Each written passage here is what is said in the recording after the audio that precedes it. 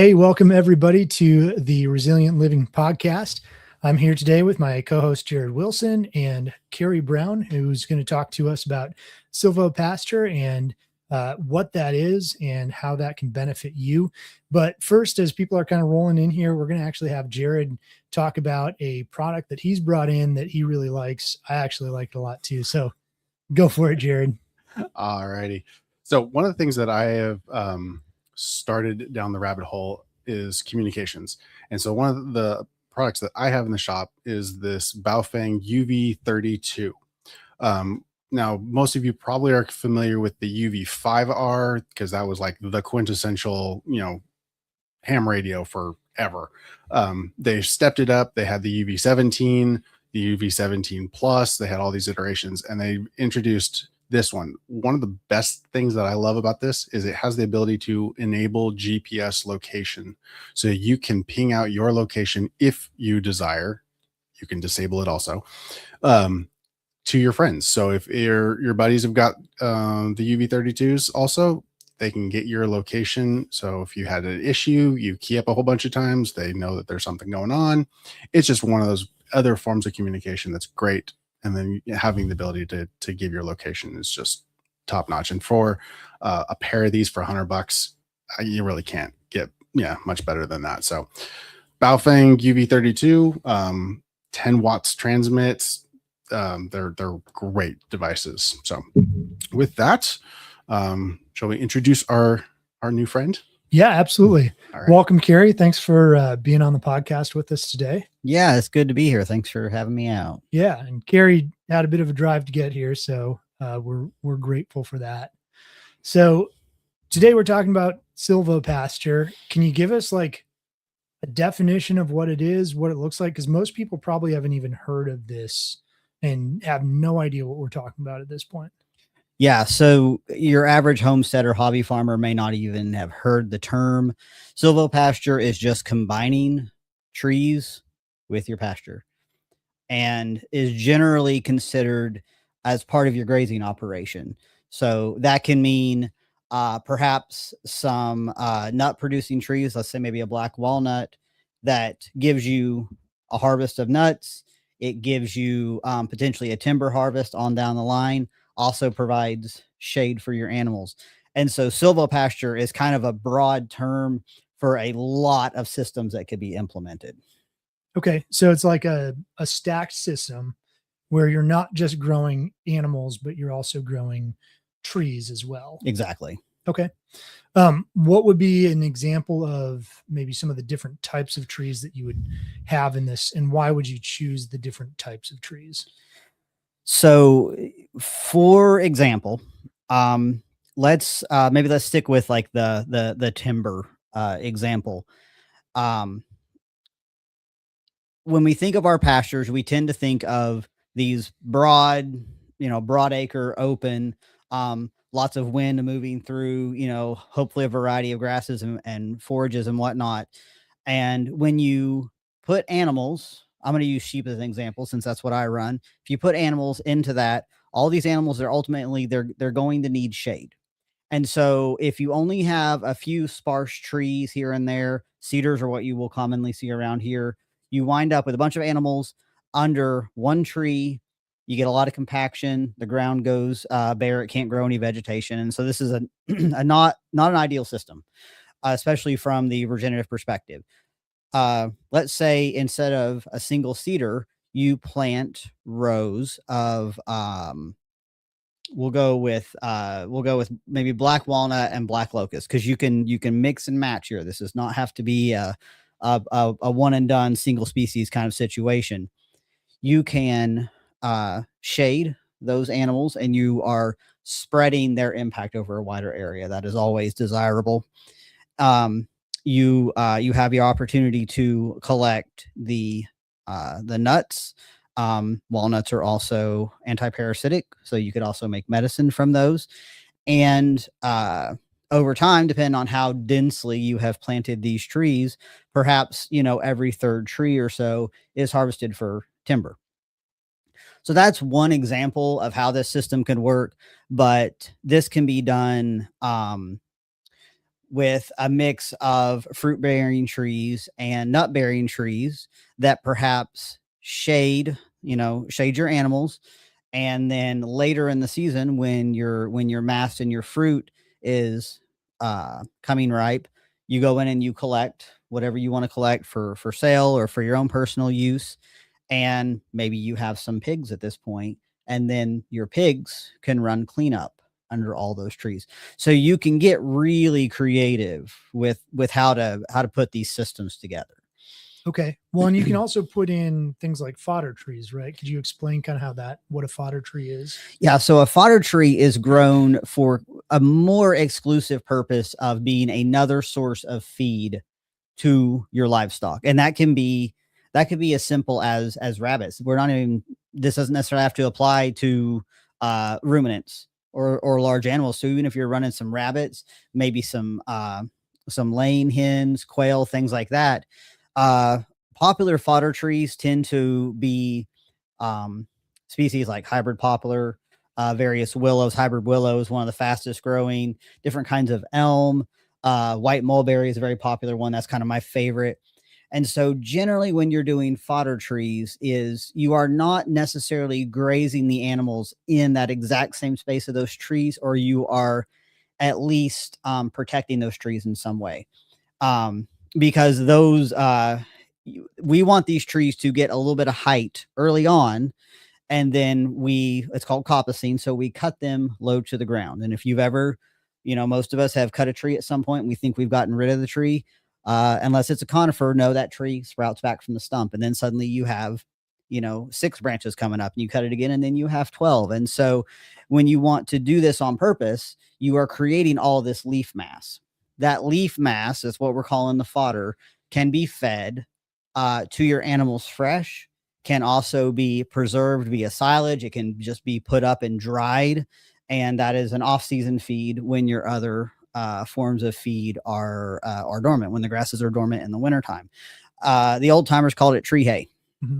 So it is, if we're talking about getting resilient, having other on-site forms of feed production is pretty important.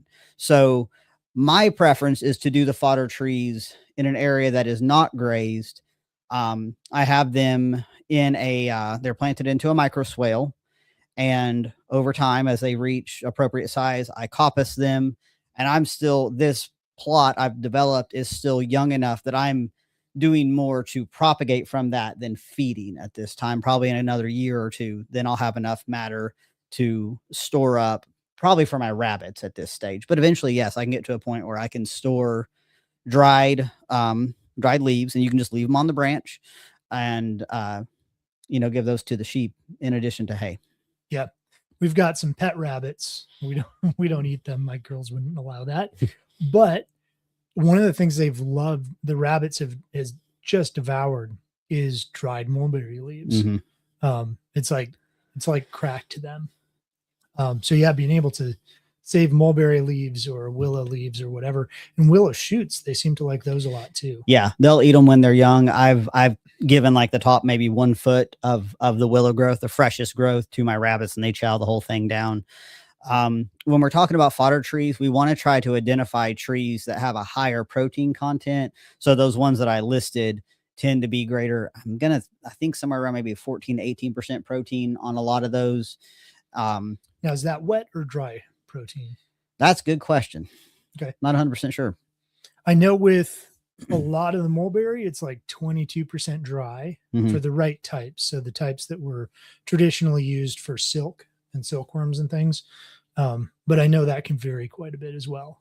Yeah. Yeah. I always kind of just take an average. I tend to let the animal and the performance of the animal tell me, see like how fast do they eat it? How much do they need to eat? Are they leaving any behind? Are they devouring it right away?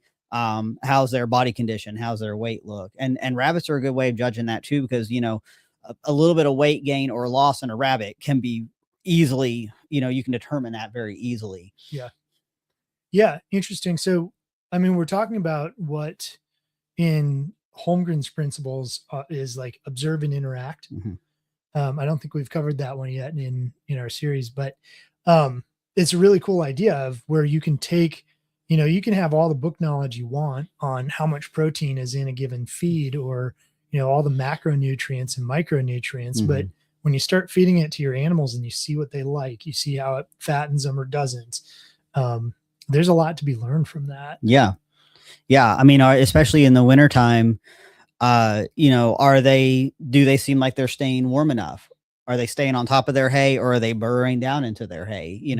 Are they kind of out looking around when it's windy, or are they getting in under, the hay that's in their cage, especially when they're up off the ground like that. So yeah, just kind of understanding their behavior will really inform you on that. Yeah, absolutely. Being a keen observer is so important. Somebody who is traditionally raised, cattle or other ruminants on pasture, I think when you talk about silvopasture, the objections that I hear come up are twofold. One is, if you're putting trees in, aren't you going to lose all your sun exposure to your grass?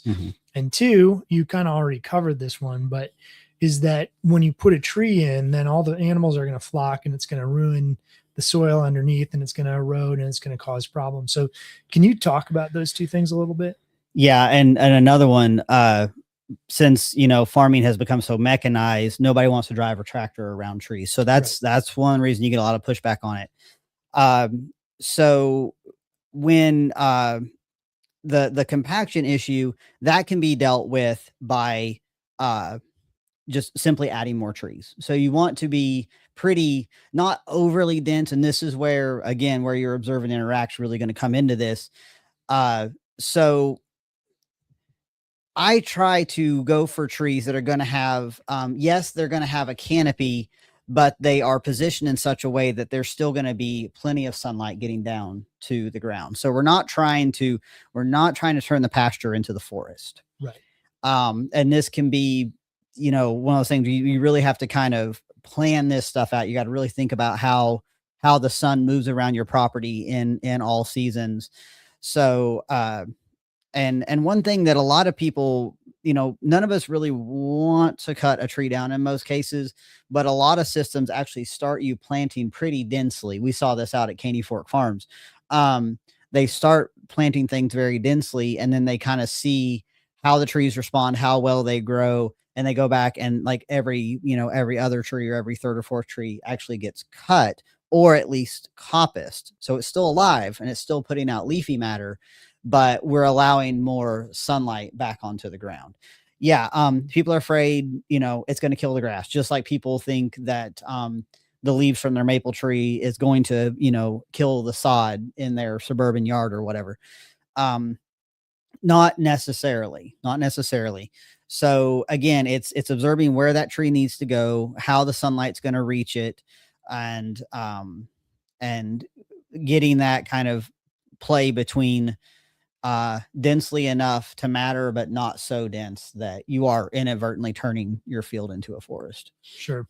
Well, and one of the things I've noticed as well is, again, with the observe and interact, depending on where you are in the United States, you might actually need a little bit of shade to get a better quality or type of grass to grow. Yes. And so you might notice that somewhere where you've got a tree where half of the day it's shaded because the sun's passing over it, you get a very different type of grass. Maybe it grows faster with less sun. And now you're also stacking in space as well, because you're vertically growing. So you're capturing all of the sun, but in a way that's totally usable. So the amount of lost growth underneath, if you're getting your densities proper, you should be having a net gain overall because of that. Yeah. And it's also good to understand when you're starting to think about adding trees to your pasture, is also understand what kind of grasses and other, we call them weeds, but forbs, what other species are down there covering the ground. And, are you heavier on cool season species that then go dormant as soon as we get hot, and maybe the fescue or the Johnson grass are the only things, maybe the crabgrass, that's what becomes dominant. But then you also see a lot of exposed soil because all those cool weather things have died back. So yeah, you really do have to kind of look at that whole that whole profile of what's going on the ground. So, and one of the benefits as well into adding trees into that system is you have created a variety of root reach and root depths, which means you are going to hold water in your soil better. Water filtering down through a tree's canopy is slowing down. It's easing into the soil instead of running off. Most of us in Tennessee are dealing with some kind of slope on our land. We want to slow that water down. Trees can be a part of that just as much as swales and berms and all those other earthwork systems. So yeah, slow that water down, and let that that kind of microclimate of the tree inform what's able to grow underneath it. Now, one example I could think of, and this also was assisted by having the positive impact of the sheep, but we had this one particular cedar tree, and underneath the bulk of the canopy of it was just always bare, and it had a lot of dead in it. So I got in with a pole saw and just kind of got out some dead branches, and just, even though it didn't really open up the canopy a lot, and a few passes of the sheep mingling under it, doing like they do, dropping the manure, all that kind of stuff. Within, I observed this bare ground in August, and when the weather cooled down by October, November, I started seeing cool season stuff growing underneath the full on canopy of the cedar tree, which gets, at this particular angle, it gets some early day sun, shaded most of midday, and then it gets late day sun on the southwestern portion. And these cool season species showed up from that positive impact. So yeah, don't count out conifers as part of that system. They can definitely work. Very cool. Well, I'm wondering if you can tease apart for us a little bit, and this might be getting into the minutia, but the difference between coppicing and pollarding, because they both have a place in this system. Mm-hmm. How would you explain each, and what would be the purpose for them? So coppicing, we're cutting close to the ground. I kind of tend to gauge anywhere from about a foot to maybe 2 feet, 2.5 feet from the ground. And that's going to stimulate more regrowth from the stump. You want to do that if you are wanting to collect a lot of matter from like a fodder tree easily and not having to really reach overhead. I don't like to work overhead. I would personally rather bend down a little bit. So this could be a preferential thing too. So you'll get a lot of regrowth that's easy to harvest and easy to take cuttings and turn into more trees. If you're going to pollard, we're usually just operating higher. So I kind of tend to think of it as above chest height, and same thing. We're not cutting like the trunk. We're cutting branches pretty close to the trunk. And then we're encouraging all this new growth. Peaches are a good one, especially like your Asian, or not peaches, but pears. Asian pears are a really good example of being able to get that regrowth. And this can be done to, like, if you don't want to lose a tree, you don't want to take a tree out, but maybe you've got a tree that is casting a lot of shade and you would like to get more sunlight down on the ground, but like I said, you don't want to lose the tree. Some kind of pollarding is probably going to be the way to go for that. Okay. Yeah, I know in Europe and other places, but Europe strongly used to use pollarding as a mechanism to keep the trees alive. And my understanding is that it actually kind of resets the age of the tree. Yeah. Is that correct? That's the way I've seen it. I've done it with tulip poplars. One that was on a customer's property that we really didn't want to lose, but it was really starting to overtake a pollinator garden that needed a lot of sun. So we did a fairly high, I was doing this with a pole saw. So it was a pretty high pollard, well above my head. But we were able to keep like a really healthy structure of the tree. We had a main trunk, which was nice. And so it was still, we didn't have to take the whole tree out, but we were able to get that sunlight back. A lot of people don't like the way they look. Like when you see something pollarded, they think you've killed it or you've topped it or something like that. That's not necessarily the case. And you're right. It does seem to, the tree just kind of reverts back. It's kind of like, okay, I'm sort of reset here, put out fresh growth. You can help a tree that has maybe gotten a little lopsided due to storm damage or something like that, wind damage. So, if you can understand how the tree is going to respond, which sometimes that's the hard part. Mm-hmm. So this is where a lot of research is useful. But if you can understand how the tree is going to respond to that pollarding, that pruning, you can keep a tree that a lot of people might just be like, oh, I just got to cut this thing down. Yeah. There's a really interesting story. I'm assuming that there are certain trees that would benefit more and some trees that would benefit less from pollarding. Is that correct? Yeah. Quicker growing trees. So trees that would kind of be like early successors in a forest do better. We don't usually do this with more mature hardwoods, like very, very mature trees, oaks and maples. I'm talking about trees with a very large trunk. Might not work. That might actually kill the tree. But if we're talking about something with maybe up to a 10-inch trunk or so, I would play around with pollarding and it would probably turn out just fine. Yeah, because it was funny because on the West Coast, I never saw any trees being pollarded. Is that the correct pollarded? But then I moved out here and I see it like everywhere, and it was very odd for me, coming in and seeing all of these trees. I'm like, why are they killing all these? So I'm guilty of that myself. Yeah, you would probably see it maybe on some of the large orchards out that way. I don't know if they do this with almonds or not. I don't know a whole lot about almonds, but I imagine because you think about the root stock of that tree and how well established that root stock is, but it's gotten so big and you perhaps just need to reduce it down. And again, you're kind of turning back the clock. You're kind of resetting that tree's brain, as it were. There was a story from, I don't know how it was, 10, 20 years ago, but there was a pear tree. I think it was in Virginia. It was one of the founding fathers' favorite pears. It was actually their tree. So a couple hundred years old, and it was highly protected, but it was starting to die off. And so they had, like a fence around it and things.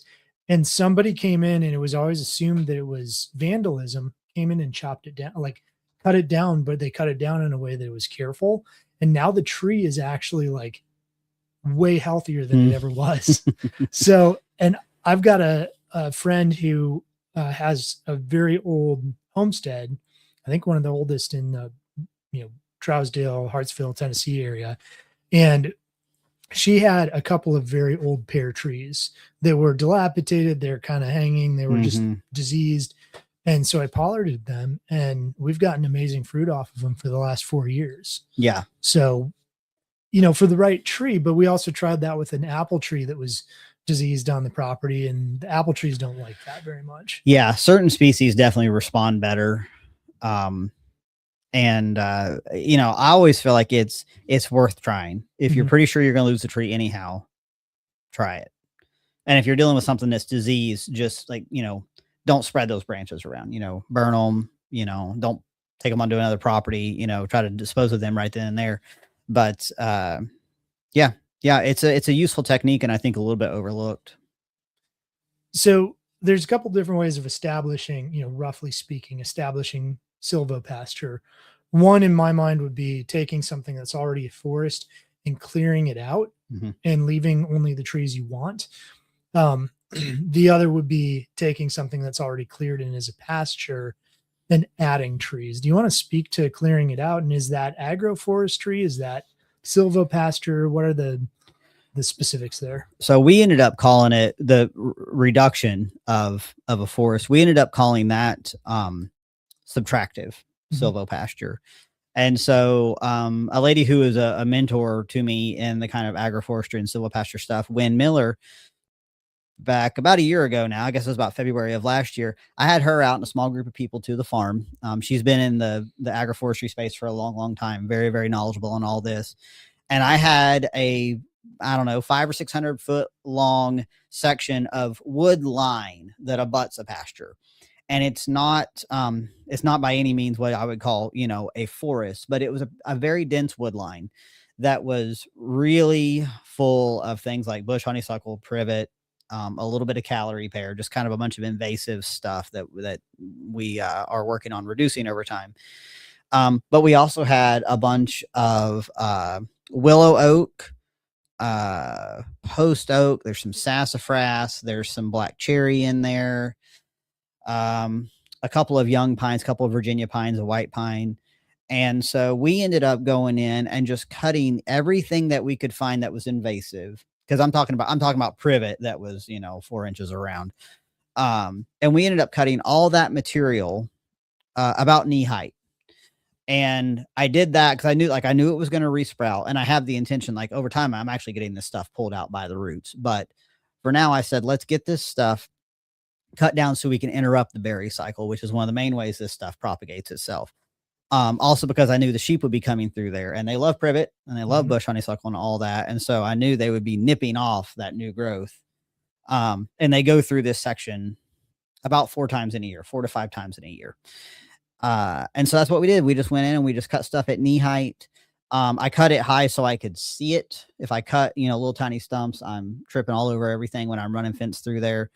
And that has worked really well. And of course, what it did is it opened up a lot of the forest floor, and I started seeing cool stuff coming in.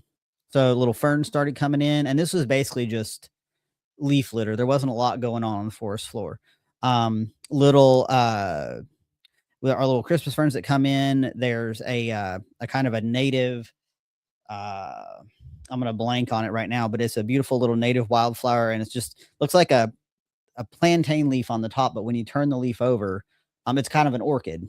It is like fuchsia, the underside leaf, absolutely beautiful native wildflower. So yeah, so getting just a little more of that sunlight down onto the forest floor made a huge difference.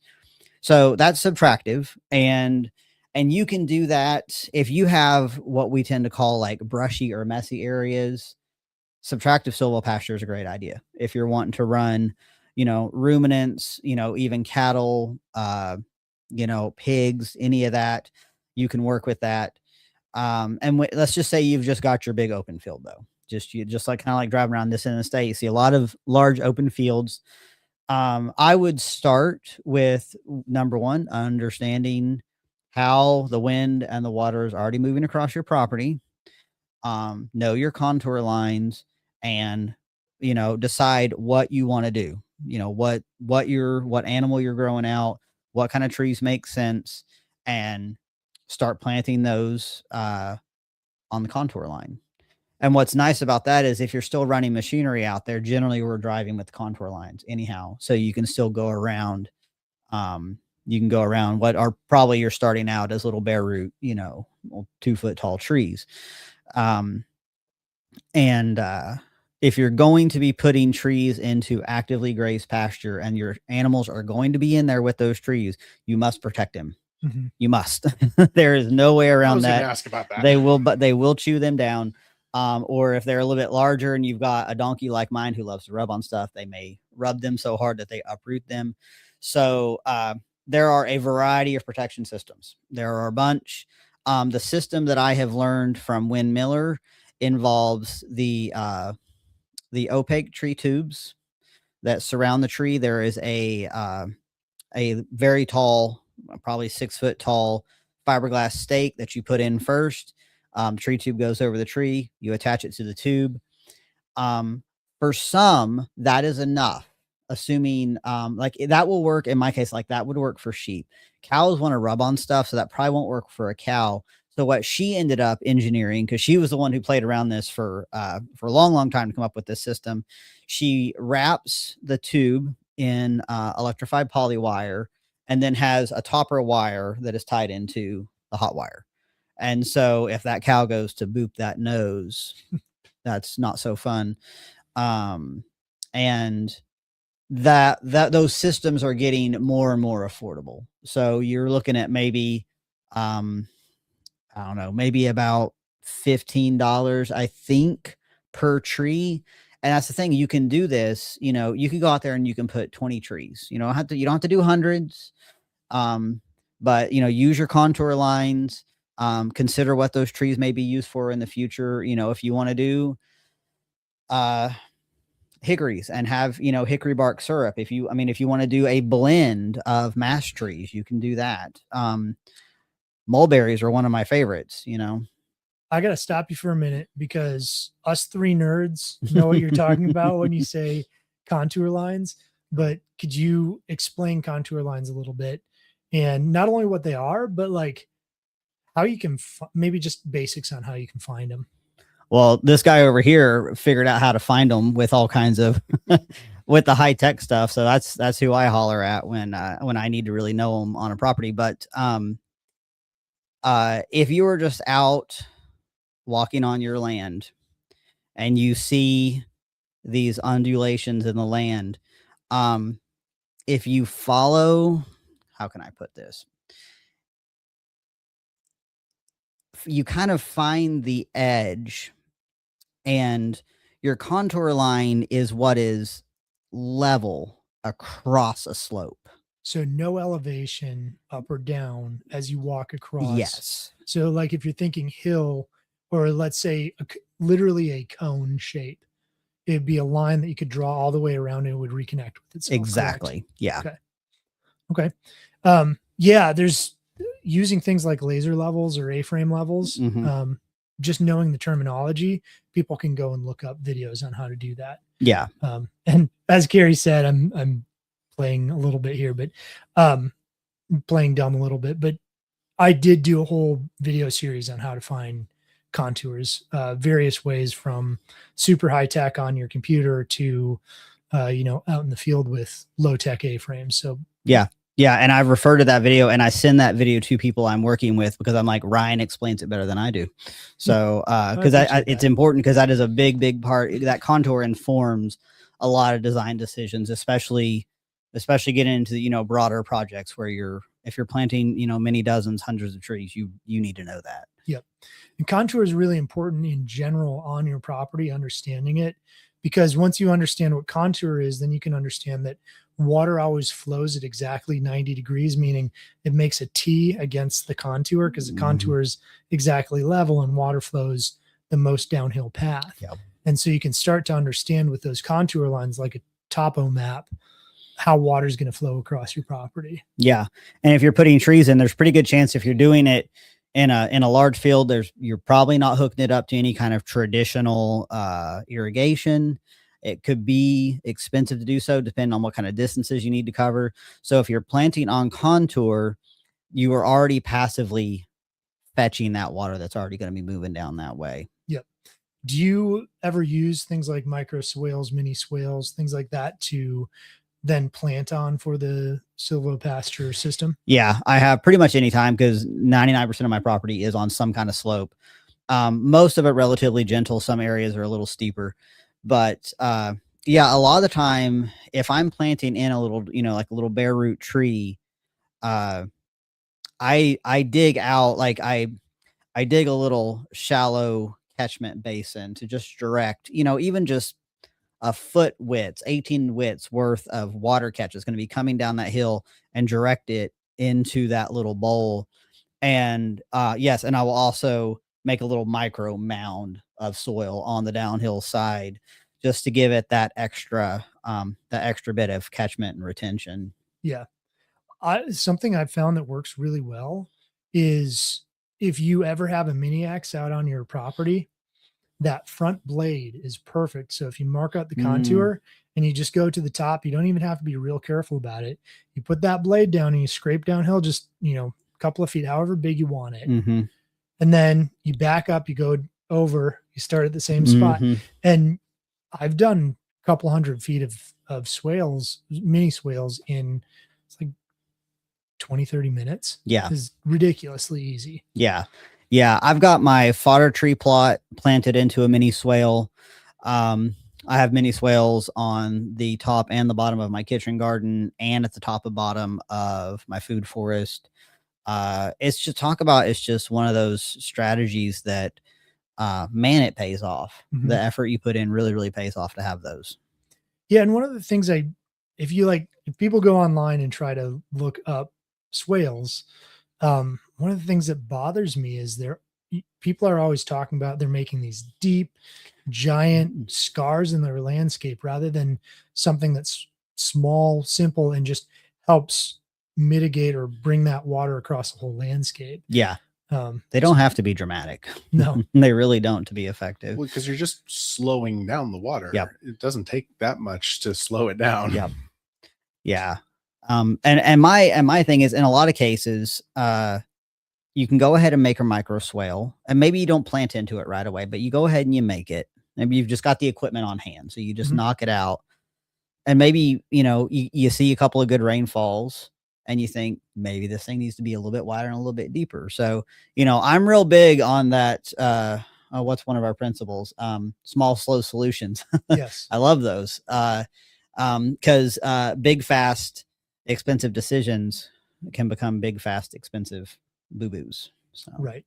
Yeah. And when you scar and you interrupt the ecological systems with putting giant foxholes on your property, and now you can't get your tractor across. So what do you do now? Yeah.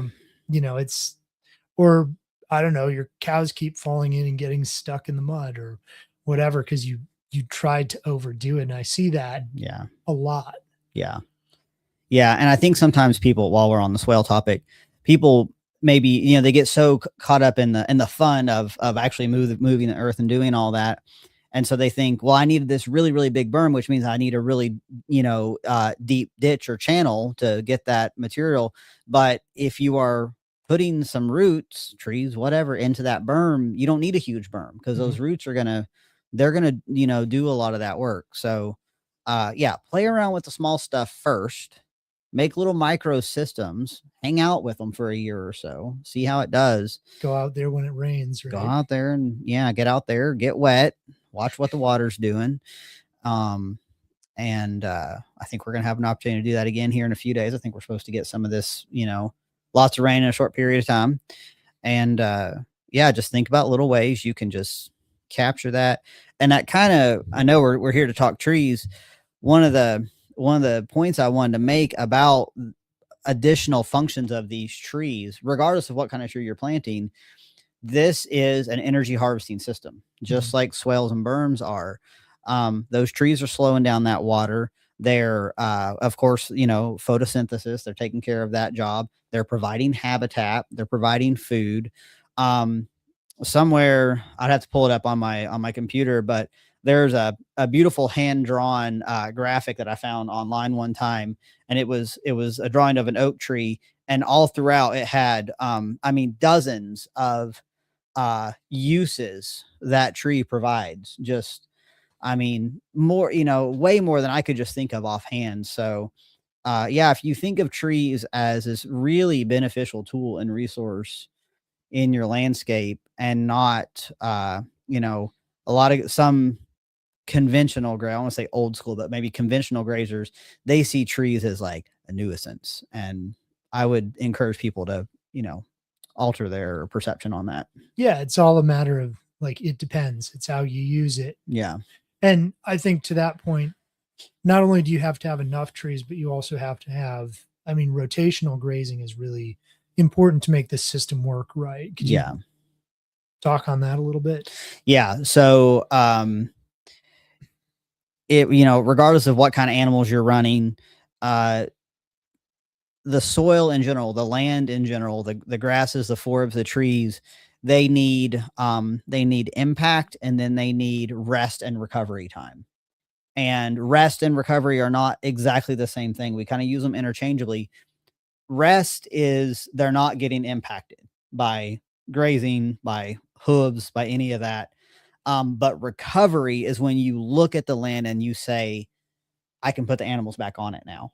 So that can mean, in terms of grasses, the entire grass tip has grown out again. It's not still blunted.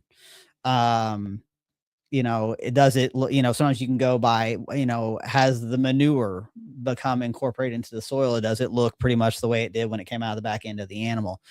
So, these two things definitely work together. The trees that are, trees that are planted into pasture, generally speaking, you're kind of assuming it's a grass dominated system that you're starting out with, and then you park a tree in there, which is that tree, those tree roots are looking for a fungal dominant soil. Grass and weed dominant soil is probably going to be more bacterial dominant. So you need to give those trees time, or provide them with compost, provide them with what they need, wood chips, whatever the case may be, to to adapt and get well established in that soil. And like some of the places I've started planting trees is in some of the worst soil that we've got, very thin topsoil, a lot of slope. And so, those trees, they get a little more TLC, and the animal impact is very, very minimal. So I can give them a chance to get established. So in these systems, we're talking, you got to rotate the animals so that it actually works properly. And kind of focusing back in on trees, one of the things I like to think of with trees is, I guess I think of them as being a solar powered water mitigation system. Yeah. Right. Because we've got these trees where the grasses are going to get not enough water in the drought. The trees have these deep roots. They can reach down and grab water that the grasses can't get to, pull that up. You've got evapotranspiration. So that's going to keep higher humidity levels, bring water up from down low, and it'll push it back out in the roots and store it in those. So, but then when you get too much water, those roots can suck it up, evaporate it out, or move it wherever it needs to go. And they're just an incredible water pumping system. Yeah, definitely. And I think people miss that, how that can mitigate your need for, say, watering or increase your production, because they're not only moderating sunlight to some extent where we might be getting too much in the hot periods of summer. They're also helping mitigate the evaporation from the soil, bringing, moderating the moisture levels of the soil, increasing more growth over more periods of the year. Yeah, absolutely. All those things work together. I mean, if you think about how you feel when you're out setting up fence or whatever in August, and you're looking around for a shade tree, and you immediately notice the difference that you feel when you get underneath that tree, imagine how the grass feels, when it's able to take part in that entire water cycle that tree is part of. Yeah. So yeah, tremendous tool. Yeah, absolutely. So I'm just looking at my list. I had some questions to ask. So I'm running out of them, not because there's not things to ask, but so I had a question. Yeah. So I've got, I don't know, about 5 acres or so of field. So what kind of spacing between trees would be beneficial and I hesitate to say optimal, because there's obviously caveats and exceptions and whatever, but what kind of spacing between trees should I look for? So if you're going to go with some kind of maybe a nut producing deciduous tree, I would probably go for about 20 feet at minimum. You can plant them closer. You can plant other species in between. So maybe something like a hybrid willow is going to be more wispy and narrow and not, still going to do its job as a tree, but there's going to be a lot of sunlight that still gets down to the soil surface, to the grass surface. 20 feet's a good one. But really you can play around with it. It's, there's not a ton of rules about that right now. What are ways to function stack within this? What are other things that we can add to this system as we think about how to use this space for more things? I'm going to consult my notes on this real quick, because I know I had a good one. So a combined fruit and nut tree system would be one. That's one I'm working on personally with some oaks and some mulberry. So, the mulberries everything was planted at the same time. They're all 1-year-old trees. The mulberries are going to grow faster. They're going to get up there first. they're going to, be doing their job, all the things we just described. They're going to produce some fruit that I can collect and enjoy. I can feed it to the birds or whatever. So while those trees are taking off and the oaks are a little bit slower, but they're going to very much outlast and outlive the mulberries. In the meantime, I can run my sheep under them. I could also run, if I was doing like moving laying hens in some kind of protected system, I could run them under it. And as the oaks become more established, you've got the option of like coppicing the mulberries down, and maybe now you're collecting mulberry leaf. You're not so much worried about fruit, but you're collecting mulberry leaf. So then we can do perhaps rabbit tractors, or maybe there's maybe you could get some meat chickens to enjoy mulberry leaf. And as the nut trees are doing their thing, of course, we're talking about a pretty long timeline here, but pastured pigs under there is an option. Again, all this is rotational. This is not static system. It's not everything all at one time. Well, like nut finished pigs are some of the most expensive pork you can get. Yeah. You could do this with if you want something that you're going to get a little faster fruiting that would be beneficial for those of us who enjoy pork. Certain kinds of persimmons, different hybrids of persimmons that are they're kind of like a small tree / large shrub. And those are easily propagated from cuttings and they grow rather fast. So you could get very creative with that. Well, I imagine like running honeybees in that kind of environment would be great. Having the diversity and having all of that as their fodder, that'd be fantastic. Yeah. If you have an edge that's kind of quiet enough for the bees, sure. Like they could be in an edge, and then maybe your fencing's in a little bit, so your protection donkeys not knocking over beehives or things like that. But yeah, exactly. Like the more you think about it, you can really start generating these ideas. Yeah, and I like the idea of having various trees that drop at different times. So your mulberries are going to be fairly early in the season. Mm-hmm. And then you might get, your nuts or other certain fruits that would drop kind of mid-season. Mm-hmm. And then your persimmons are going to be late season for the most part. Some of them aren't, but a lot of them are. And so you have this higher sugar content, especially when you're trying to fatten things off. Yep. Throughout most of the year, but then you can plan it so that you have these drops the different times you're running animals through. I think that's a great way of stacking it. And then you mentioned having things like laying hens or broilers or pigs, or maybe you have you've got a large ruminant like cattle, and then it's hair, sheep, and goats to clean up all the browse that the cattle leave. It seems like there's a lot of ways you can just keep stacking more and more food and production into this system. I was talking with Nick Ferguson about this a while ago, and I think we both landed on the fact that Silvopasture, if done right and if stacked properly, is likely the most productive system you can possibly create with the least amount of input over time. Yeah, I'd agree with that. And you're, back to, observing nature, we're just kind of replicating what naturally happens out there.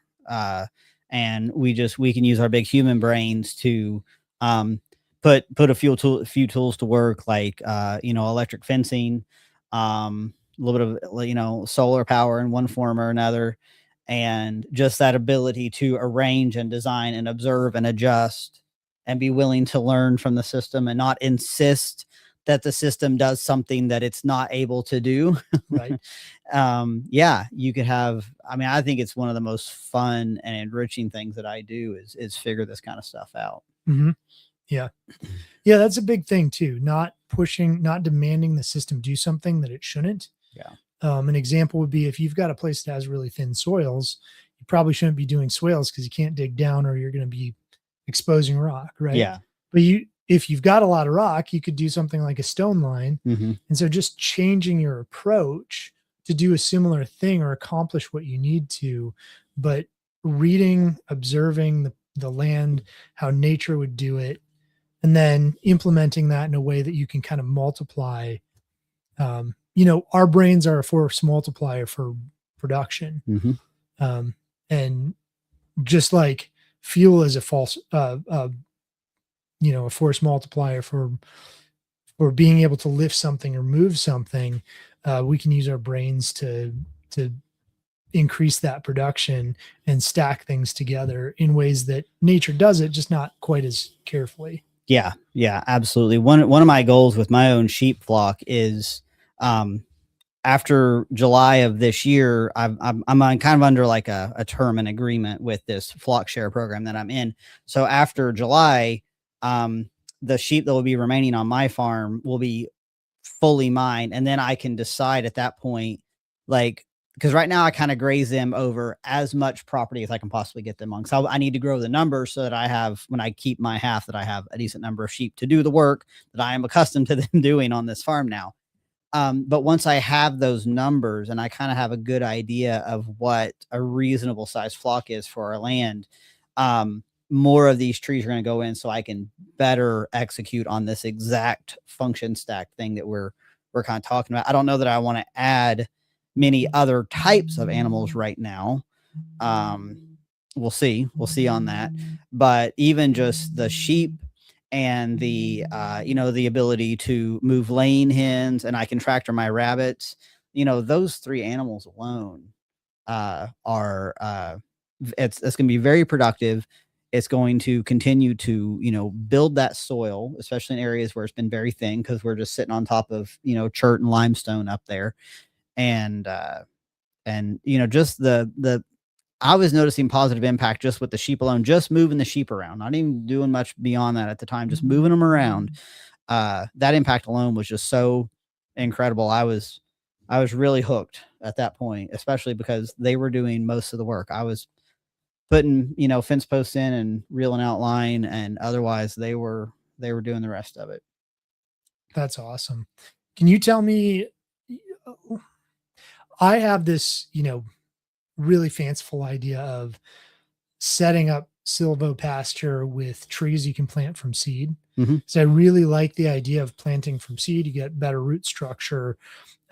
It's free, generally speaking. They're already adapted. Yeah, they're adapted. Can you speak to like where that's a good idea, where it's a bad idea, maybe some of the trees that you could do that with, and pros and cons to that? I mean, if you think like a squirrel, any of your nut trees are designed for that. Mm-hmm. And if you're going to be grazing the area at the same time, I would say, if you're just putting nuts in the ground, and that you've got, 8 months to a year before that little nut even germinates and puts up a shoot, and you're running animals across it, especially ruminants, I wouldn't, other than like perhaps marking them somehow in a way that the animals aren't going to mess up, in that first year, just put those things in the ground, throw a little compost on it, call it good, run the animals, let them add that fertility.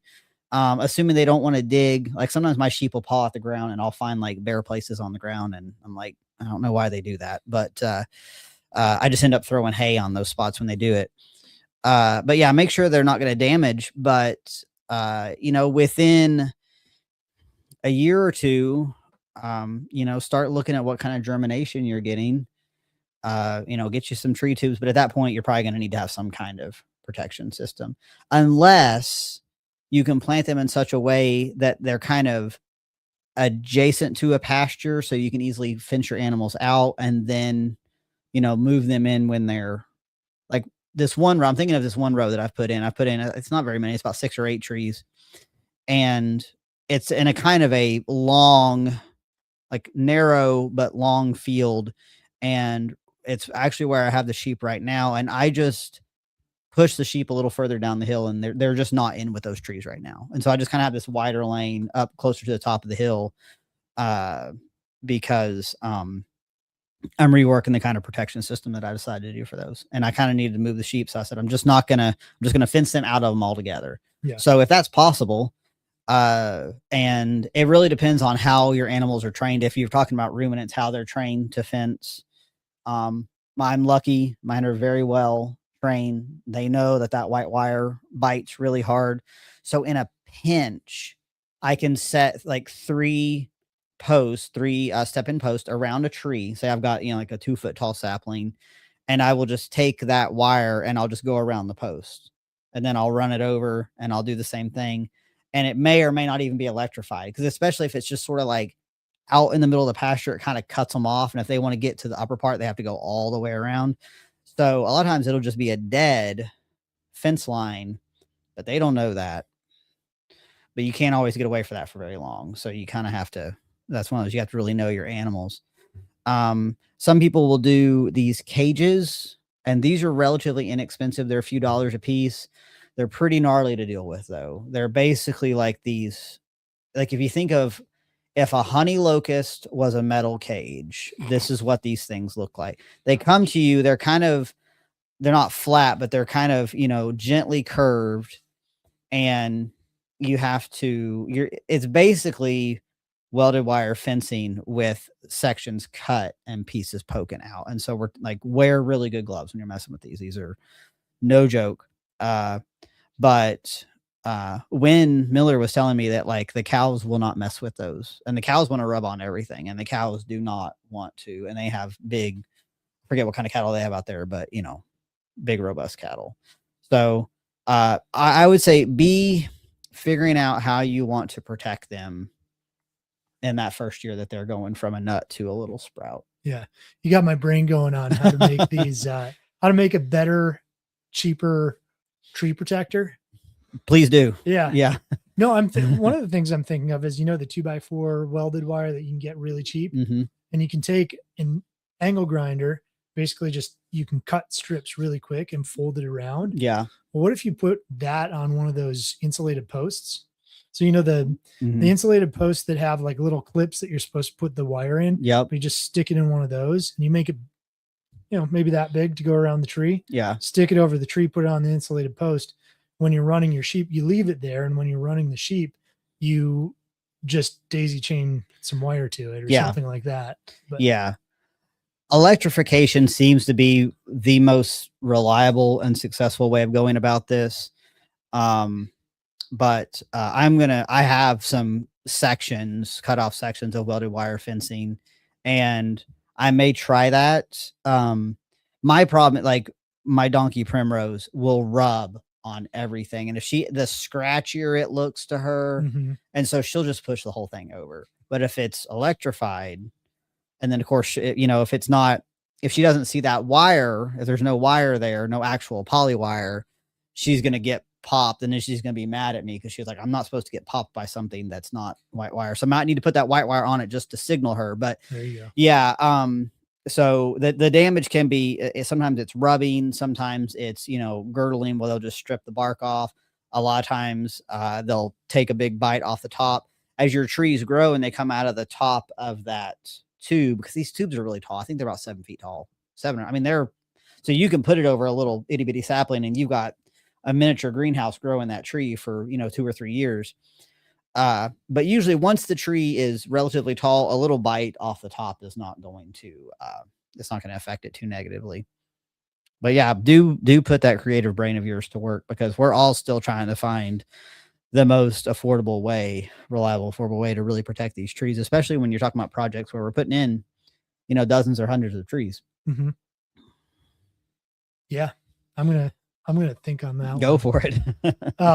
So what are some other trees we could plant by seed? I mean, we've got, hickory, oak, walnut, maybe American persimmon if you want to go that route. Yeah, the persimmon does pretty well. I find a lot of persimmon saplings, and those appear to just be planted by the coyotes taking a poop. So those do really well, and they grow fast. I've thought of Antonovka apples, but I don't think they do great in, like, zone 7 is their last zone. Okay. And personally, when I plant plants, I want to have one zone of buffer on either side. Yeah. So I'd want to plant an apple that goes to zone 8. Yeah. Another one that's really cool that a lot of people don't think about, but it's one of our native trees here in Tennessee, is the catalpa. And they are beautiful trees. They are huge. They will get huge. And so it makes kind of like a pod that looks a lot like a milkweed pod. And so it has these little kind of slim, feathery type seeds. And so, of course, you have tons of seeds in one pod. And my catalpa tree that I got from Andy Eddings, you probably know Andy. Yeah. He gave that tree to me 4 or 5 years ago now, and it's going to be the canopy tree for my food forest. It's well on its way. And he started those from seeds in pots. Cool. I've got some cherry trees from his grandfather's or great grandfather's tree. So yeah, I know Andy. He's a good guy. Have you ever messed with Kentucky coffee tree? I haven't, but that's one that's definitely on the list alongside Yapon holly. Mm-hmm. Yeah, the Yapon holly I'm interested in just because it's got caffeine, right? Yes, and since Don't we feed it to your are buddies. preppers, which means we might need to be growing our own caffeine if we partake. Yeah. So yeah, that Kentucky coffee tree, that one's really interesting. And like I'm not finding it at any of the local nurseries. Like I'm sure we could order it online, but that's one that seems to not really be all that popular, but I like to have it. It's a nitrogen fixer as far as I understand. Mm-hmm. Not that you can use it for coffee, like real coffee, it doesn't have caffeine, but you combine that with Yapon holly and because it tastes just like coffee when you roast the beans. Yeah. So, for prepping, but apparently the beans aren't as toxic or aren't toxic. So maybe your animals could eat them as well, whereas some of the other bean pods are. So. Yeah. Another one from seed that came to mind, black locust. So black locust does have thorns, but it's not like the honey locust that has those mega thorns that come off the main trunk. They do have thorns. They're real thorny when they're small, and the bigger they get, they lose most of the thorns. And I can attest to this personally because I have hundreds of them on my property. One of the trees that my great grandfather planted originally, because they are so rot resistant, make excellent posts. We have posts in the ground that are, that were put in the 40s that are still completely intact. But another nitrogen fixer, coppices really well. Like I said, once it's bigger, you're not really dealing with thorns. The sheep love it. Mm-hmm. I've got several places where they were like super, super brushy. We cleaned it out, kind of got bush hogged a couple of times. And what came back was just, locust everywhere. They root sucker off their root system quite prolifically so that they can become a problem tree if you don't manage them well. But once I discovered how much the sheep love the leaves, I just considered a fodder tree that's just hanging out in kind of less than ideal areas of the property.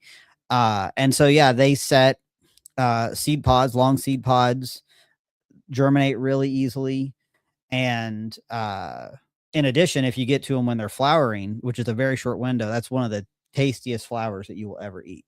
Well, isn't that one that makes some of the most delicious honey? Yes. Is when the bees feed on that? It's such a short window that sometimes those flowers will only be available for a week or so because they're so fragile. They kind of look like the bloom of like a sugar snap pea, and they taste pretty similar.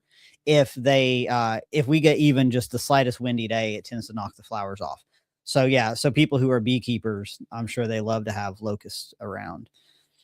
Yeah, and I think something we're going to miss due to time constraints, but I'd love to have you back on for is you're a bit of an expert on the, identifying plants and then understanding, what they're used for and what you can do with them. So, and that's just another good example of that. So I'd love to have you back on. Oh, yeah, for sure. Let's do it sometime. That'd be great.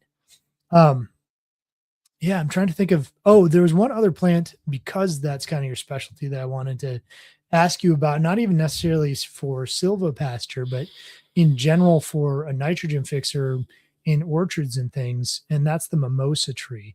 I know there's medicinal benefits to it. I know some people consider it pretty invasive, but what are your thoughts on using that as a nitrogen fixer and for medicinal type stuff?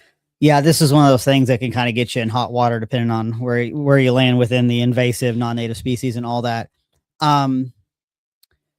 Mimosa can be, it's not the most invasive thing. It is not like the honeysuckles and the privet and calorie pear and things like that, where they can just absolutely dominate a landscape. They do coppice really well because I've been doing this. I don't really have any. I've got like one on my property, but a customer's property that I've been working at regularly for a couple of years now. She has a few at the edge of a wood line, and so I've just been keeping them coppice back because they're kind of situated in a place where the nitrogen fixing capabilities are very beneficial to the food forest that is at this portion of the property. Yes, the flowers can be used. They have a very like calming sedative effect.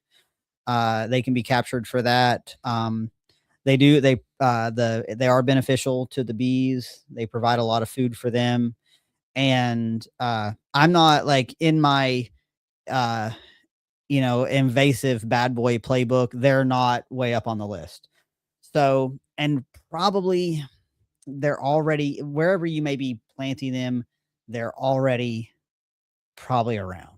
Mm-hmm. So I don't know that you're really making things quote unquote worse.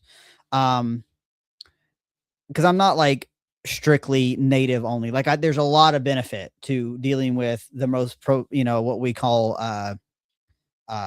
noxious invasives, really dealing with those for the benefit of having some of our native stuff be able to gain a foothold again. If it's going into a system that is going to be managed, like I would not personally have any issue with it. And the thing is that they work.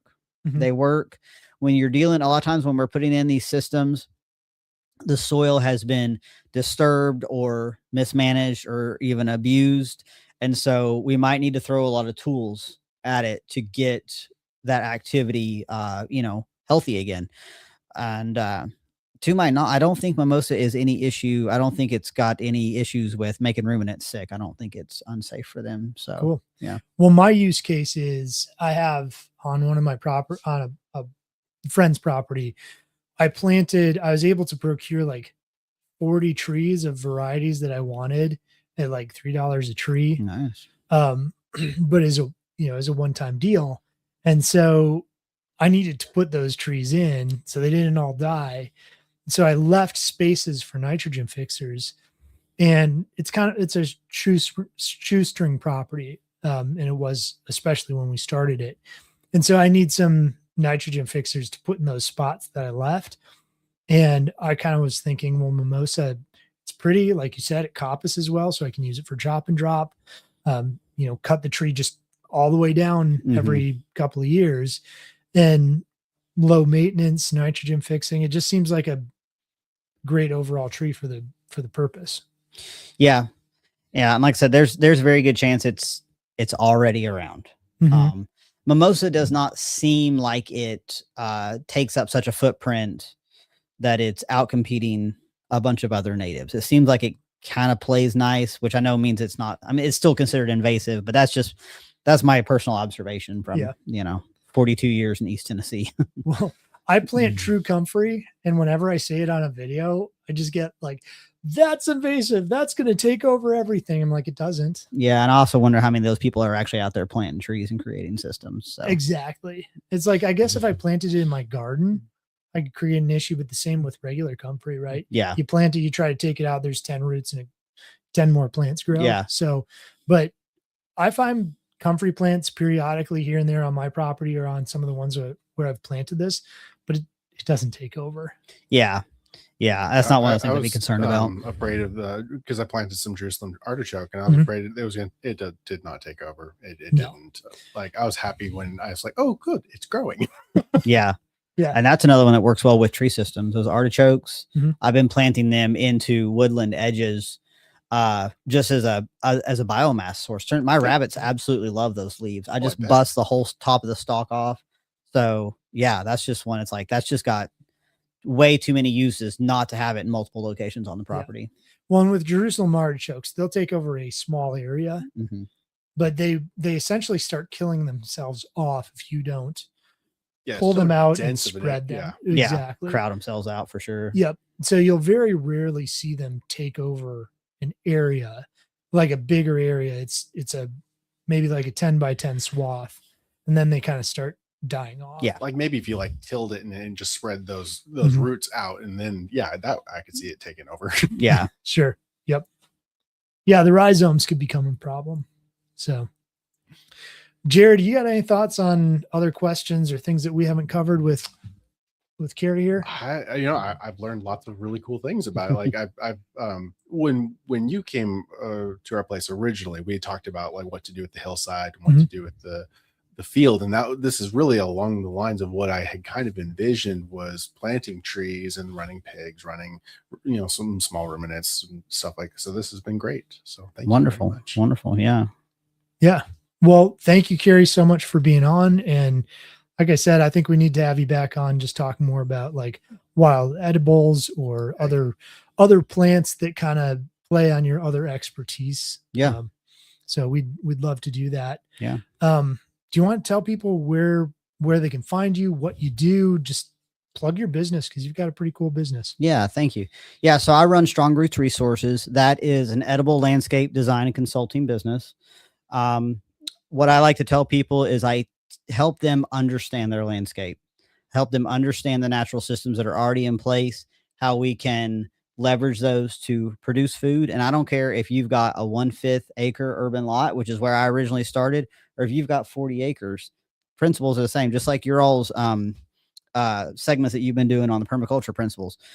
I like to get in there, help people understand what is going on. I mean, yeah, I can tell you what to do, and that's fine, but I'd rather you understand the process and then learn to kind of think through these things yourself.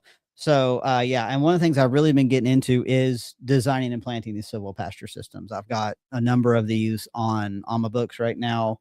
I would like to do more. I love planting trees. It's very, very meditative, very rewarding. So yeah, so I design and consult within about a 4-hour travel radius of Knoxville, Tennessee.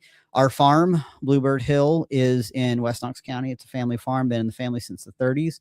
I raise Katahdin hair sheep out there. That's the primary focus in terms of the animals. We're off grid up there, and I'm putting together my calendar for the year, but I will have classes out there. I generally always do foraging classes. The wild edible foraging classes are always a lot of fun.